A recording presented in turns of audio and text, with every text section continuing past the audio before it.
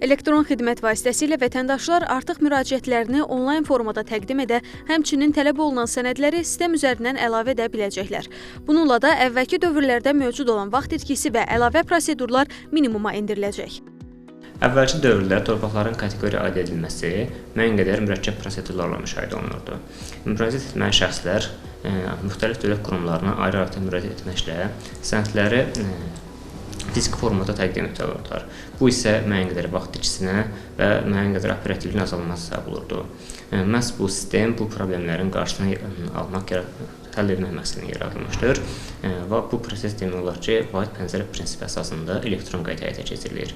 Yeni yaradılmış bu xidmət vasitəsilə vətəndaşlar torpaqların kateqoriya aid edilməsi, bir kateqoriyadan digər kateqoriyaya keçirilməsi qaydalarında nəzərdə tutulmuş sənədləri əlavə etməklə elektron qayda xidmətə müraciət edə bilərlər. Yeni sistem torpaqların kateqoriyasının müəyyənləşdirilməsi, bir kateqoriyadan digərinə keçirilməsi və təyinatının dəyişdirilməsi ilə bağlı müraciətlərin daha rahat və operativ şəkildə həyata keçirilməsinə imkan yaradacaq. Torpaq kateqoriyasına dair müraciətlərin göndərilməsi zamanı elektron ərizənin imzalanması üçün hüquq sahibinin elektron və ya asan imzasının olması mütləq şərtlərdəndir. Müraciətin hansı mərhələdə olmasını da elektron xidmət vasitəsilə izləmə imkanı mövcuddur.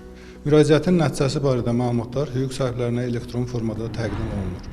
Qeyd etmək istəyirəm ki, xidmətin fəaliyyət istiqamətləri üzrə təqdim etdiyi elektron xidmətlərin təkmilləşdirilməsi, eləcə də yeni elektron xidmətlərin yaradılması istiqamətində işlər həyata keçirilməkdədir. Torpaq sahələrinin təyinatına uyğun istifadəsi, kənd təsərrüfatının inkişafı, şəhərsalma layihələrinin düzgün icrası və ekoloji balansın qorunması baxımından mühüm rol oynayır. Yeni elektron xidmətin tətbiqi isə bu sahədə xidmətlərin daha əlçatan və müasir formada təşkilinə imkan verəcək.